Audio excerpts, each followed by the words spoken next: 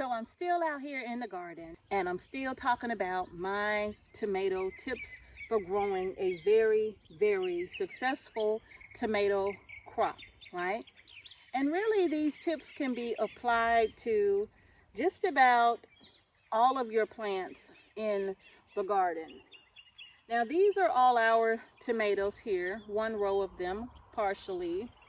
And in this row I have Brandywine red, Brandywine black, I have pineapple, I have beefsteak. I have quite a few varieties of tomatoes out here in the garden. But for this particular tomato tip in this video, I want to tell you about one of the most important things, an absolute must do in order to grow your tomatoes. Now all of these tomato seeds are on our seed shop, okay? And you can get all of these varieties again, and I will leave the link in the comment section below or in the description box, okay? Now,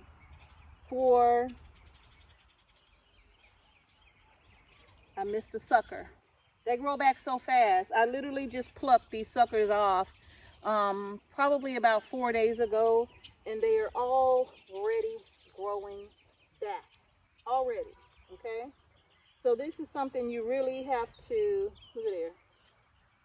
This is something you really have to stay on top of when it comes to these tomato plants, because the suckers will grow, develop, and literally suck the life out of your young tomato plants.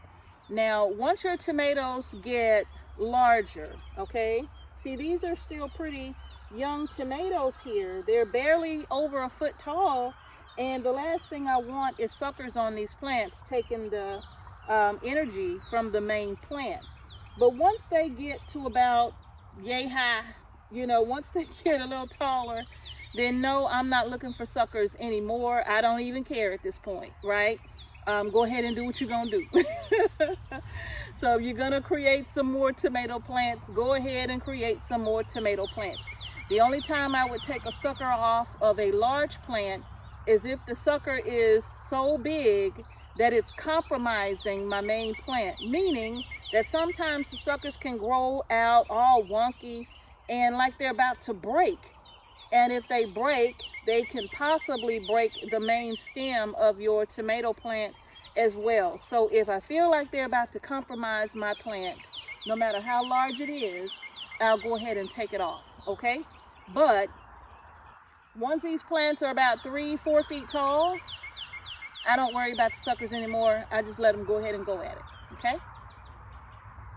So today's video is being sponsored by Azure Standard.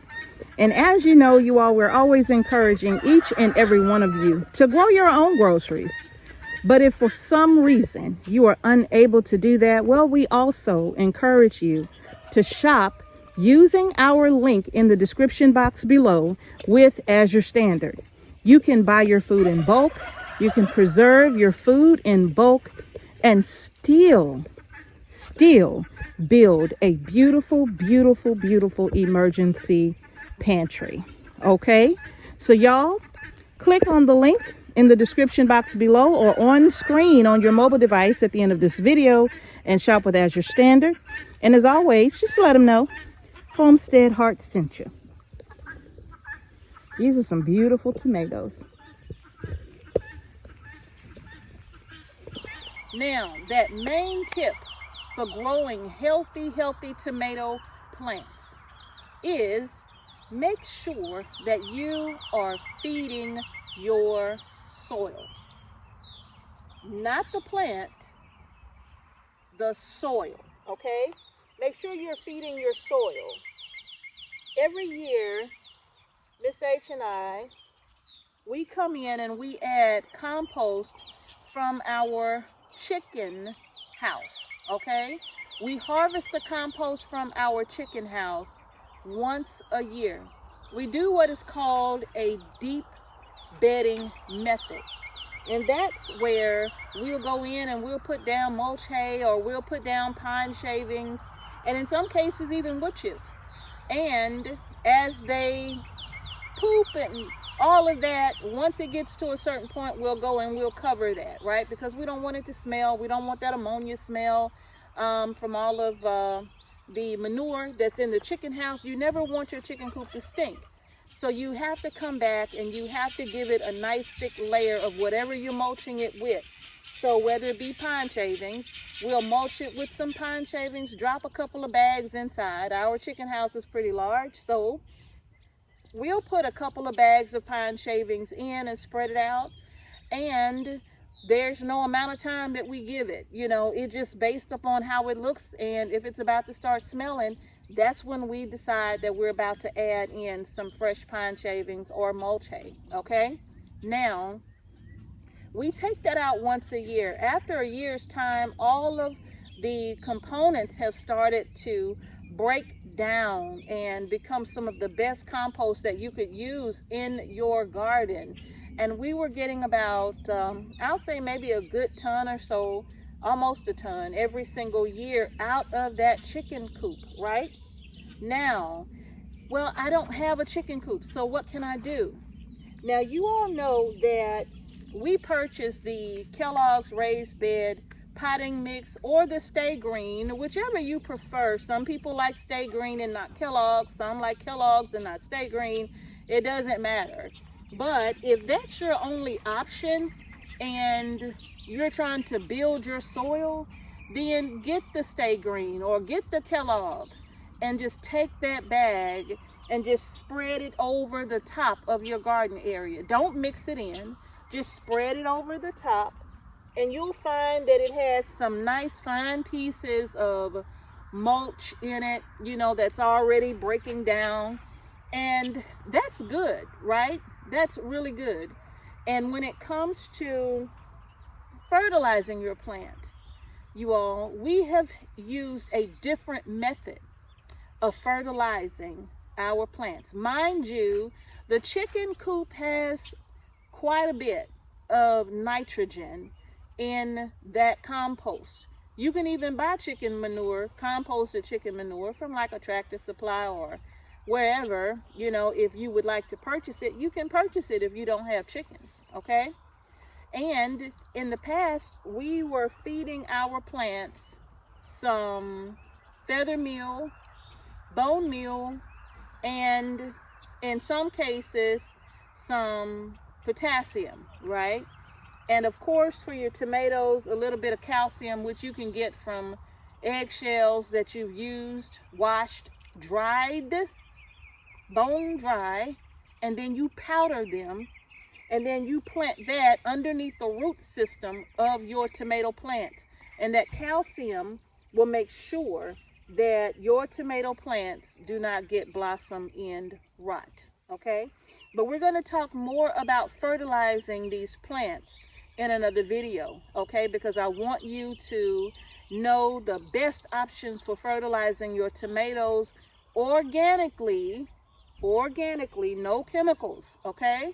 Remember, we do not want to harm our pollinators. Our pollinators are what make our fruit develop in the first place. So if we kill all of our pollinators by using all of these harmful chemicals, then, well, you really don't want tomatoes to begin with, right? So let's stay organic, because you are what you eat. If you're going to feed your plant a bunch of chemicals, then of course you're going to be eating a bunch of chemicals, okay?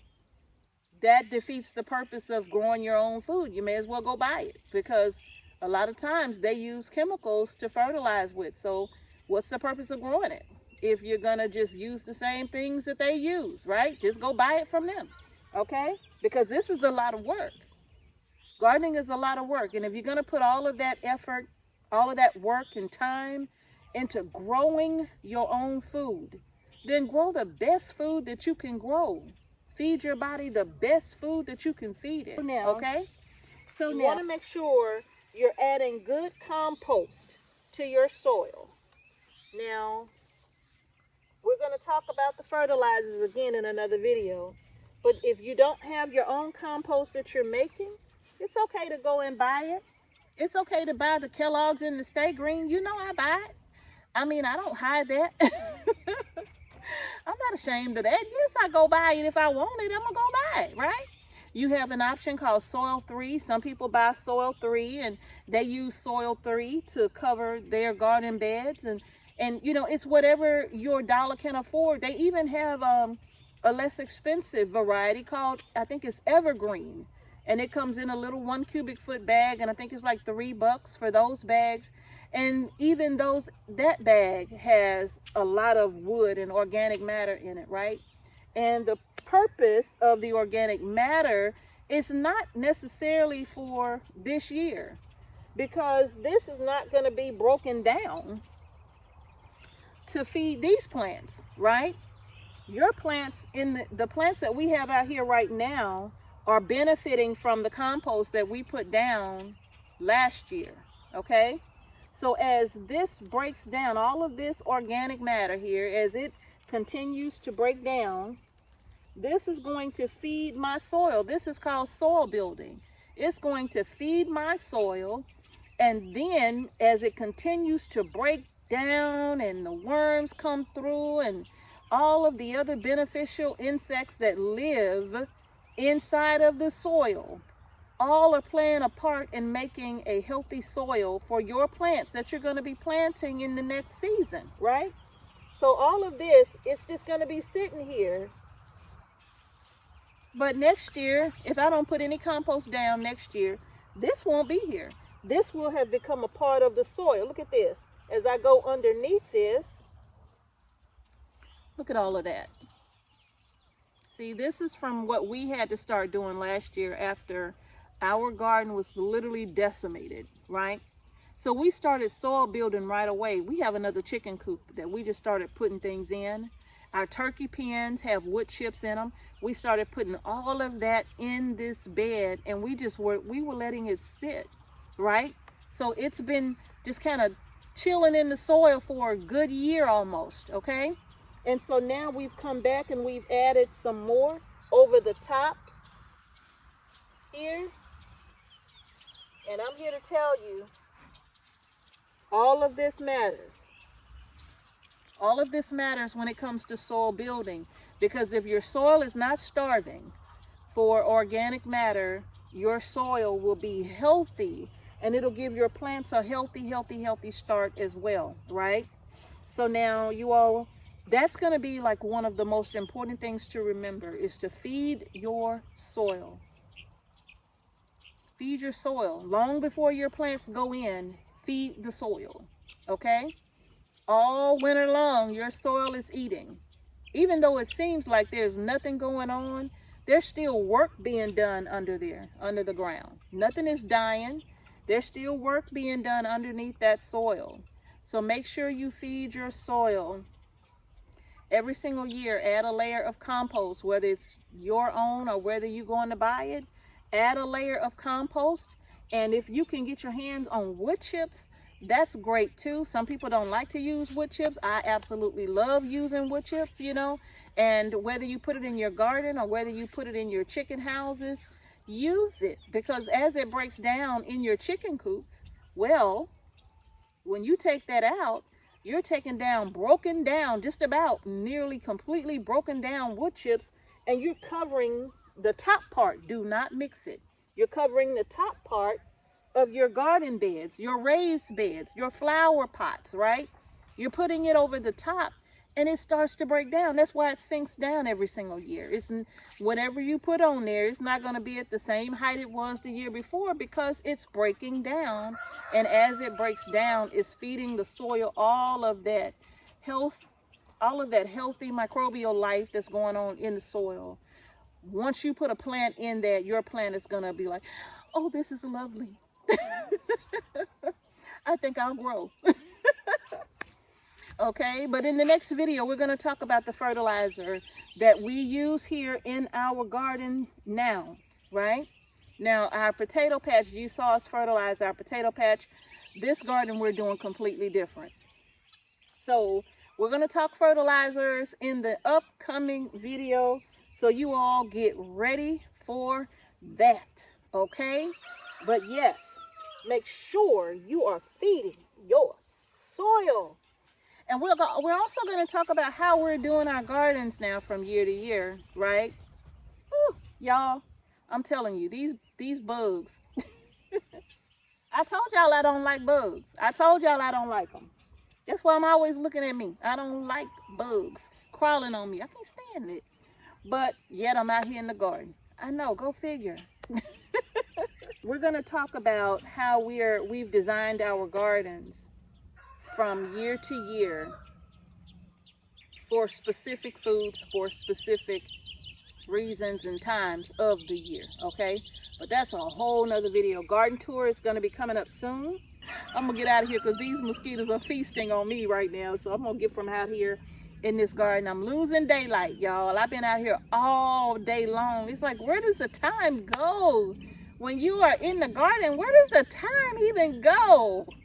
I mean, seriously, where does it go? Because I came out here, I was out here kind of early once I took care of all of our animals this morning and did a few other things. I was out here in the garden and I've been out here all day long. And I dare say it's after 8 o'clock right now. What am I still doing out here? But I love it out here, right? So, but yeah, y'all, this is a series that I'm hoping you all are finding helpful. You don't have to just apply this to your tomatoes. You can literally apply this to your entire garden, all right? And I'm also going to be trying something new when it comes to growing squash to see if it would help with those dreaded squash bugs. Ugh. Ain't nothing to it but to do it. I'm going to try and see what happens, right? If I win, I win. If I lose my crops, I lose them. That's okay. I'm going to just start another crop in the fall to get my squash, right? That's all I'm going to do. So, y'all, that's going to do it for the video. If you like the video, like it, give it a thumbs up. Don't forget to subscribe to our channel and hit the notification bell so you don't miss any videos that we upload to our channel. And thank y'all again for watching Homestead Heart. Peace and blessings to each and every one of you. And I will see y'all in the next video. And remember, y'all, grow your groceries.